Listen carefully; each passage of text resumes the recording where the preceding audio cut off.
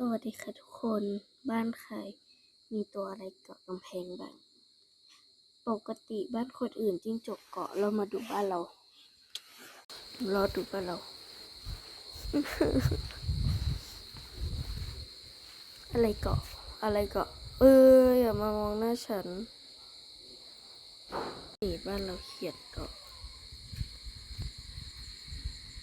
นี่ซูมแล้วเนี่ยเขียดตัวเป็นๆไม่ใช่ตัวแสดงไม่เกิดคือเกย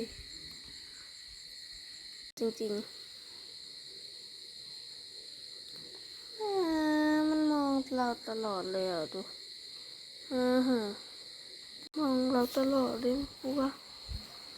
โอ้แล้วจะทำใจ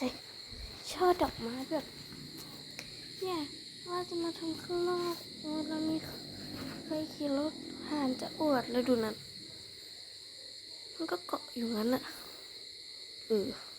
บ๊ายบายทุกคน